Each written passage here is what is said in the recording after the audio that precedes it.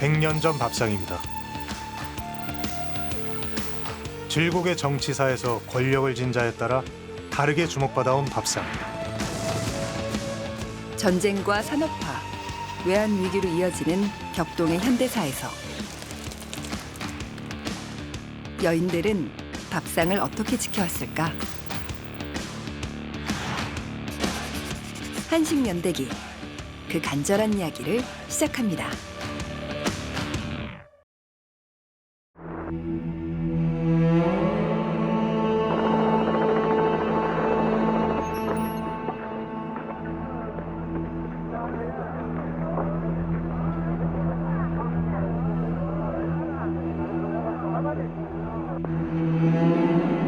그때는 몰랐습니다. 전쟁을 피해 그토록 많은 사람들이 북한에서 내려오고 있다는 것을요.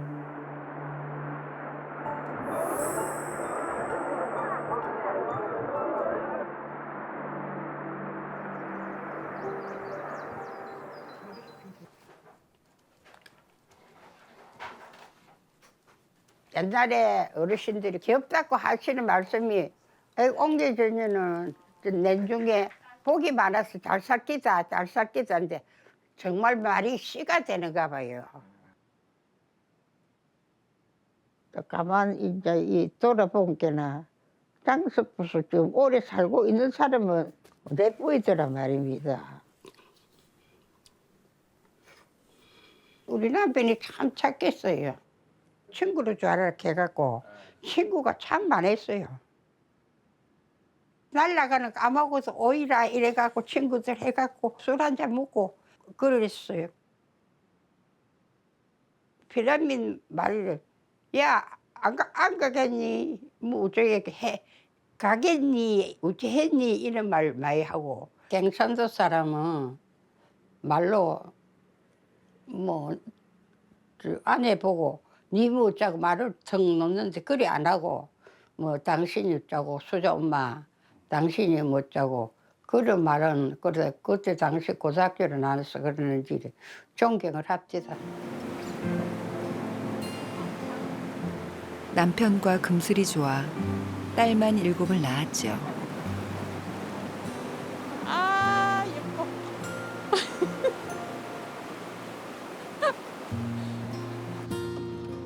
아프다 이러면서도 그냥 이렇게 탁 나와야 돼 어머니 자꾸. 그러면 좀 덜 아프죠 지금. 그럼 기분이 좋고 바다도 그럼. 공도 좋고. 아들 하나만 낳아주면 온 동네를 업고 다니겠다던 남편. 그러던 남편이 죽은 건 내 나이 겨우 42. 막내가 2살 때였습니다. 남편 죽고 난 뒤도 참 말이 쉬웠지 선생님. 아랫바 큰방인데 이거 뭐 7이 입히나 뭐 이거 밥을 다 어찌 해가 몇 끼입니까? 죽고 끼라고 채널에 딱 둘러시게 바닷물에 퐁 빠졌는데도 또 엉금엉금 기어놓고 그랬어요.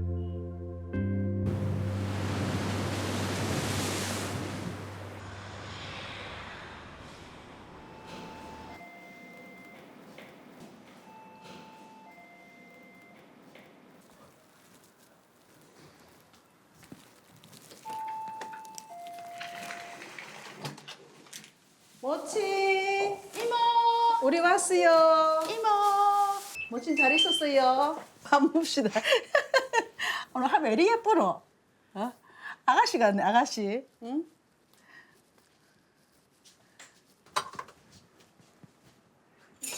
저는 클 때까지 거제도 음식을 먹어본 기억이 없어요. 거제도는 보면 생선이 많이 나잖아요. 뭐 깔치, 고등어 진짜 많이 먹어본 적이 없어요. 다 이북식으로만 먹고 자랐어요. 그런데 참 신기하게요. 우리 아버지를 좋아했나 봐요. 아버지 살아계실 때는 이북 음식만 같이 엄마가 만들었었잖아요. 아버지가 돌아가신 이후에 해준 적이 없어요. 우리를. 그런데 아버지 돌아가시고 그걸 딱 안 해주는 거야. 어머야. 그런데 뭐라 하는 줄 알았냐. 내가 아버지가 죽었는데 내가 말랐기 홀라는 거야. 맞네. 역시 우리 똑똑한 그때부터 이모네. 수박이 제일 크지 그죠? 엄마야. 와. 서방이 제일 크지. 엄마야. 딸과 함께 이북식 가지 요리를 해봅니다.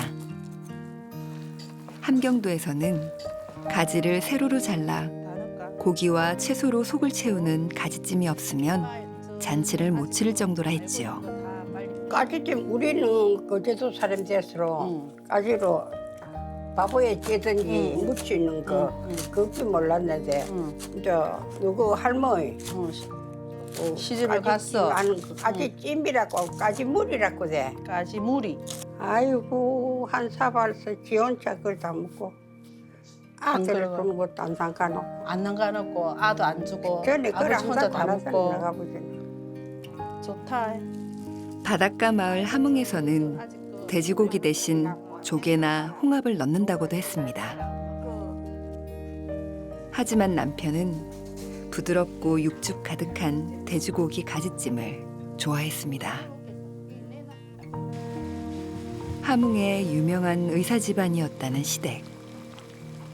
통일이 되면 부자로 살 수 있다던 남편은 부유하던 시절을 그리워한 걸까요? 징겁는 거 없는 거 한번 먹어봐라 국물. 언니야 국물 한 번 먹어봐. 간이 맞아. 맞아. 응. 어.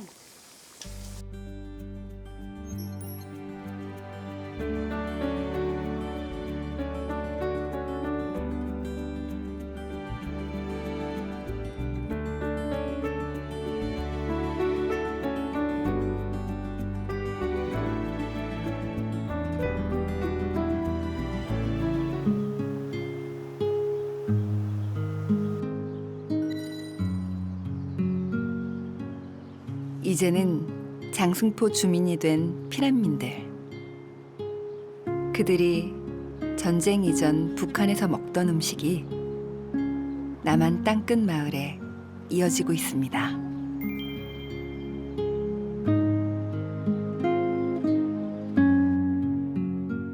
장어를 뭐를 할까 하다가 엄마 피란 어때? 하는 거예요. 피란. 피란? 남들이 보면 우리 피란이 좀 슬픈 과거잖아요. 의미도 있고 특이하고 우리 집하고도 어울리고 우리 할머니 아버지 역사잖아요.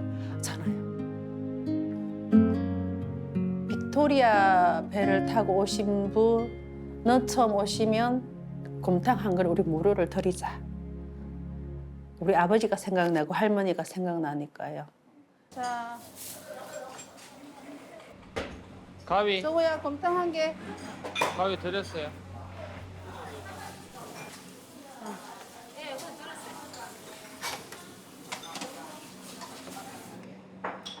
이 밥에 고깃국 한 상은 내려오느라 고생 많았다는 환영 인사입니다. 친할아버지가 의사를 하셨다 했잖아요. 그러니까 항상 저를 의사 시킨다고 그랬어요. 무슨 똥 묻은 바지를 팔아서라도 나를 의사 시킨다고 그랬는데 어떤 데는 억울하잖아요. 저도 사실 말해서 그 딸 7명 중에 큰 딸로 태어나가지고 누릴 것도 한 개도 누려보지도 못하고 내 양보만 하고 힘들게 살아왔잖아요. 그럴 때 아버지가 살아계셨으면 어땠을까? 그럼 내가 다른 사람이 되지 않았을까? 더 나은 사람이 되지 않았을까?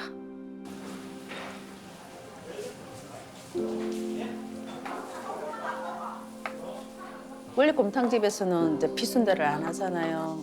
다 이것도 우리 아버지 할머니이죠. 할머니가 어릴 때 우리 만들어줬던 거고 제가 좋아하는 거고 내가 만들어보고 싶었던 거고 꼭 만들어보고 싶었어요. 항상 그 피순대가 그리웠었어요. 그 자갈치에는 그 이북에 피나온 사람들이 많았었잖아요. 그러니까 할머니는 자기 고향 맛이 그리우니까 항상 거 가면 순대를 사줬던 기억이 나요. 그래서 그런지 제가 할머니를 닮았어도 그런지 그 피를 이어받아서 그런지 왜 그렇게 순대를 좋아했는지 모르겠어요.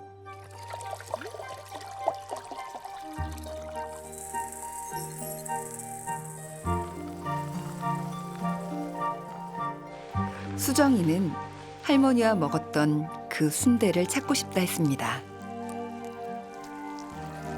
이북식 피순대를 만드는 곳이라면 전국을 돌아다니며 먹곤 했죠.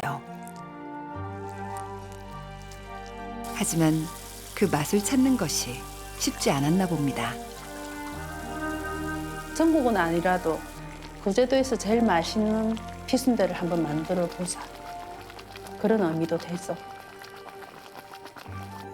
그리움이겠죠. 제일 중요한 거는 할머니에 대한, 아버지에 대한 그리움, 추억.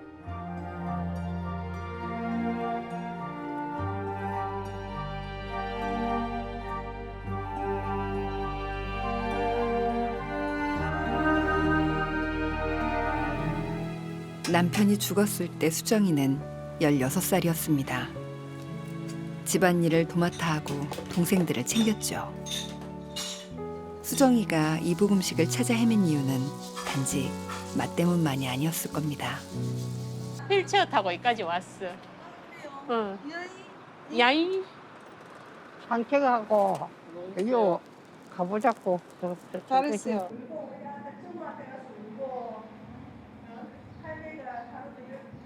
참 내가 살아온 역사는 어디 가서 그리 말로 못합니다. 제일 마음이 아플 때는 어딘가 너무 청춘이 불상 타는 거. 나이가 젊었을 때 갔으니까 청춘이 불상 타는 거. 이제 딸애들 결혼식 하면 참 마음이 안 됐다 있었으면 둘이 난 자식을 둘이서 영화로 복긴데 그런 생각이 있고 그랬지. 남편의 빈자리, 그의 고향 음식이 남았습니다.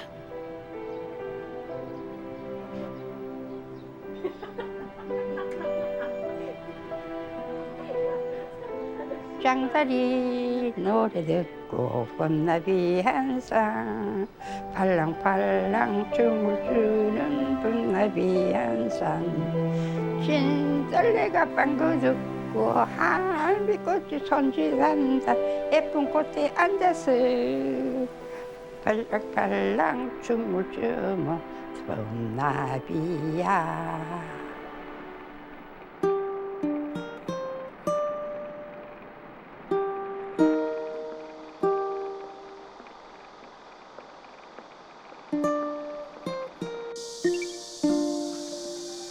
제가 광천동에 온 건 지금으로부터 40여 년 전이었습니다. 트럭을 몰던 남편이 교통사고를 내 집안 형편이 기울어졌는데 저는 새 아이를 키워야 했죠. 광천동은 집세가 싼 동네였습니다. 산업화가 시작될 무렵 주택가에 있던 공장을 한 곳에 모아 만든 광주 최초의 계획공업단지. 공장에 취업하기 위해 전라도 각지에서 청년들이 모여들었고 이들을 위한 주거단지가 자연스레 생겨났습니다.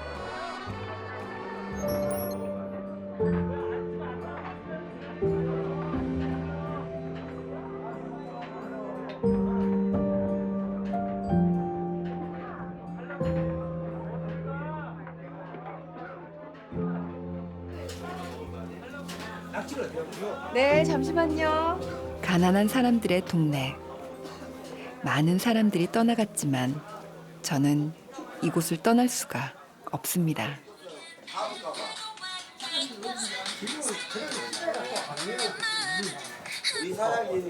삼촌. 네 자리? 자리에 있어. 손만 안 떠면 돼. 난 따라줄게. 없어? 한 명 더 갖고 올까? 더 먹으려는 거? 2병? 오셨습니까? 오메 이쁜 아가씨들이 왔네. 나 못 봤어? 먼 길 엄청 좋아하구만. 가보자 비벼먹게 먼 길. 나 얼굴이 또 멍게 생기잖아요. 형편이 너무 어려우니까 살다가 보니까 이들도 같이 해야 되고 신랑이 돈을 벌어다 준다고 해도 양이 안 차니까 그래갖고 이제 살다 보니까 힘이 들어서 이거를 내가 시작을 했었죠. 이제 처음에는 솔직히 너무너무 힘들어. 진짜 살고 싶은 생각이 없었어. 처음에는 와서 손님들이 편안하게 먹고 가시는 것, 저렴하게 먹고 가는 것. 그래서 제가 산술집 앙대포라고 내가 지었어요. 내가 지었어요. 그 동네가 너무 가난했었어. 진짜. 여 강촌동에 먹고 살기 힘든 사람들이 엄청 여 강촌도로 많이 몰려들었어.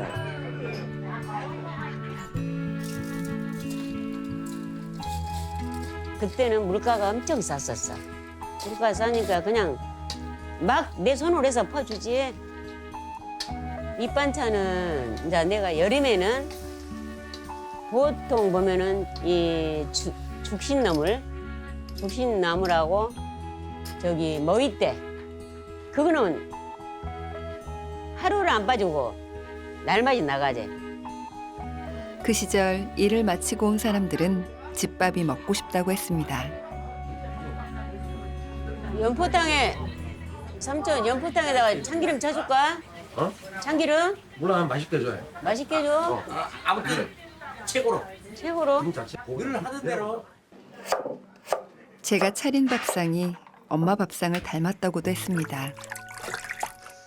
물을 무하고 양념 좀 해서 또 그 조개 그것 좀 넣고 해갖고 이제 좀 끓이다가 낙지를 넣어. 그래가지고 이제 여기다가 매운 고추 좀 넣고 파 좀 넣고 해갖고 갖다 주면 손님들 다 잡사. 그냥 또 모든 사람들 또 걷다가 두부도 넣어주러 가는 사람도 있어. 두부도. 다 사람들 시성 나름이야. 안주 뭐 드릴까요? 뭐 드릴까요? 안 해. 자기들이 와서 딱 시켜. 저 병어찜 해주세요. 조기탕 해주세요. 낙지 주세요. 멍게 주세요. 예. 다른 사람들은 자리를 좀 이렇게 넓혀라 간디 저는 안 오고 싶어. 이걸로도 만족을 느끼고 사니까 그냥 이것만 이렇게 하다가 이제 그만 못 올 때는 이제 그만둬야지 뭐. 힘들면 그만하겠다는 다짐과 달리 5만 원이었던 가게세가 50만 원으로 오를 정도의 시간이 흘렀습니다. 광천동의 풍경도 그동안 많이 변했습니다. 산업화가 한창이던 시기, 정부는 가정의례 준칙을 발표해 제사를 간소화하라 명령했습니다. 공단 노동자들이 고향에 갈 일이 줄었습니다. 제사닭은 제사 모실 때게 제사 모실 때 상에다 놓잖아요. 쪄가지고 이제 저녁에 제사 모시고 나면 물이 쭉 빠지잖아요. 그놈을 짝짝 이렇게 찢어서 먹으면 진짜 맛있지. 그래서 내가 그거를 연구를 하는 거지. 제사닭을 팔기 시작하자 손님이 늘어났습니다.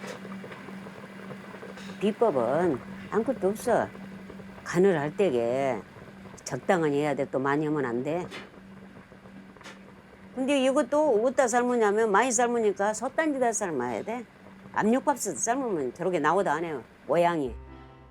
큰 닭은 1시간, 적은 닭은 30-40분 딱 삶아.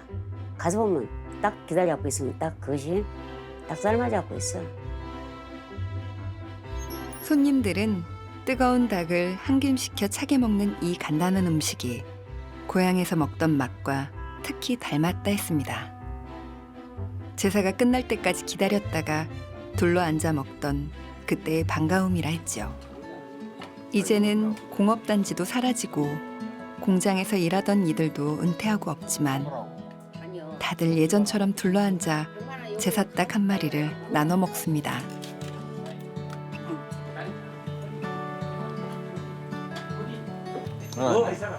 그래 앉아. 어쩐 일가? 앉으셔. 그래 앉아. 그래 그래 앉고.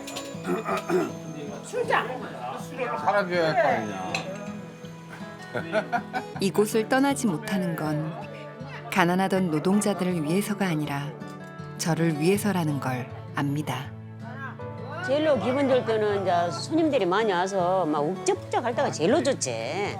그래서 손님들하고 같이 대화하고 또 술 한 잔씩 또 먹으라면 마시고 그게 제일로 하루 일과 제일로 기분 좋은 날이야. 나온다 나온다 나온다 나온다 나와. 2만 원 오늘 기부헌이라고 이런 건데. 가난한 동네의 오래된 선술집.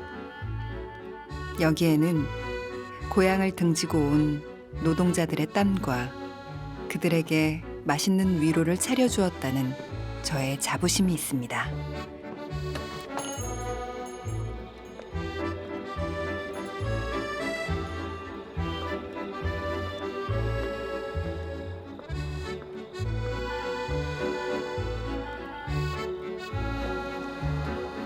풍요의 시대라 불리던 1990년대 중후반, 저는 대학을 갓 졸업한 학생이었습니다.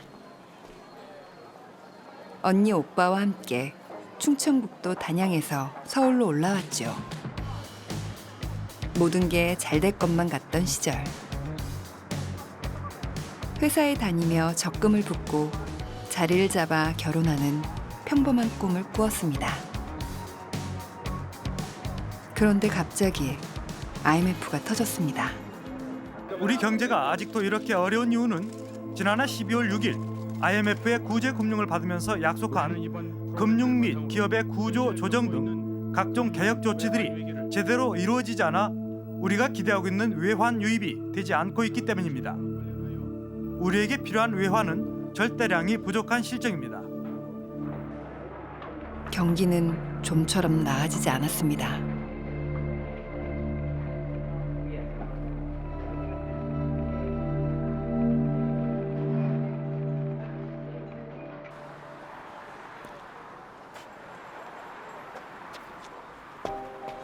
개인이 운영하던 가게가 사라진 자리마다 해외의 프랜차이즈 업체가 들어왔습니다. 제가 어렵게 취업한 곳도 프랜차이즈 이탈리아 레스토랑이었습니다.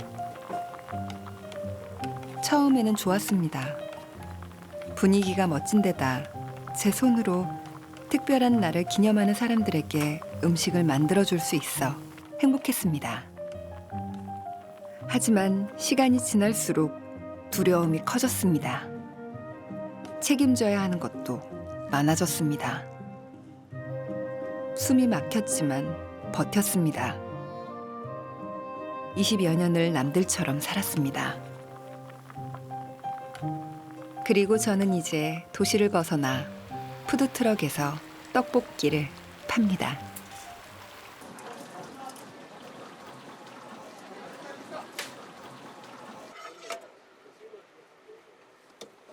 저는 시골에서 자라서 떡볶이집이 없었어요. 그래서 엄마가 이제 떡국 끓이는 떡 있죠. 그걸로 이제 떡볶이를 해주셨는데 너무 맛있는 거야, 막. 매콤하면서 이게 달콤하잖아, 막. 분식은 또 재료비도 좀 싸고 가격도 싸고 싸게 먹을 수 있고 편하게 먹을 수 있고 부담 없이 먹을 수 있고 딱 보면 저 맛 이렇게 기억이 나잖아요. 사람들은 분식이 푸드트럭에서 팔기에 어렵다고 했습니다. 필요한 재료가 많고 조리 과정이 번거로워 힘들 거란 이유였죠. 하지만 저는 캠핑장에서 어른과 아이가 함께 즐길 수 있는 음식이 분식만한 게 없다고 생각했습니다.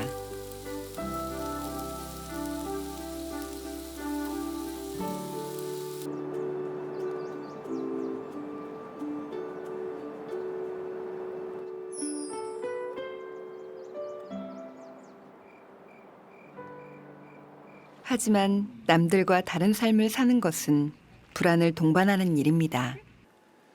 이런 삶에 대해서 뭐 후회하는 건 아닌데 그냥 좀 자기가 좀 건강하게 그랬으면 좋겠어. 아, 건강하지 여기.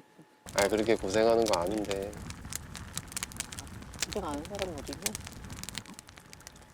다 쉽게 고생은 돈 하지 버는 마. 사람이 어디 있어? 그치. 스트레스 없으면 되는 거야. 스트레스는 없잖아. 저도 이제 IMF 터지고 아버지가 좀 경제가 어려우시니까 결혼할 때도 뭐 한 푼 안 받고 저희끼리 그냥 알아서 결혼했거든요. 그래서 좀 더 조금만 더 다니면 조금 모을 텐데 이 생각으로 예, 그렇게 힘들어도 조금만 참자고 다닌 거죠. 도시에서 저는 끝없이 밀려드는 숙제를 해결하느라 바빴습니다. 취업을 하고 결혼을 하고 아이를 키우는 것들이 한 번도 겪어보지 못한 문제에 억지로 답을 내는 과정이었습니다. 남들은 제가 문제를 잘 풀고 있다고 했습니다. 하지만 아니었습니다. 저는 새 아이에게 미안했습니다. 누구도 행복하지 않은 하루를 더 이상 반복할 수 없었습니다. 회사에 집중도 못하고 애한테 집중도 못하고 돈은 벌지만 또 돈을 벌지만 또 부모님한테도 또 어느 정도 금액을 드려야 되고 그러니까 이제 그만해야겠다 이 생각을 했죠. 그냥 할 만큼 지냈어, 할 만큼 했어 그 생각을 한 거죠.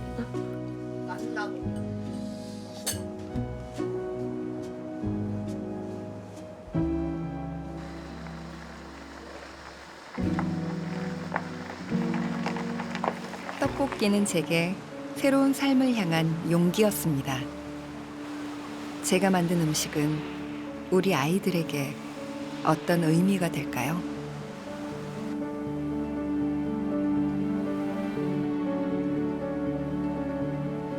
지난 100년, 저는 전쟁과 산업화, 풍요와 빈곤의 시대를 온몸으로 겪어왔습니다. 몰아치는 역사의 소용돌이에서 한 명의 여인이 할 수 있는 것은 그리 많지 않았을지도 모릅니다. 하지만 누군가를 향한 그리움과 살아있다는 자부심, 더 나은 삶을 향한 의지를 밥상에 담았습니다.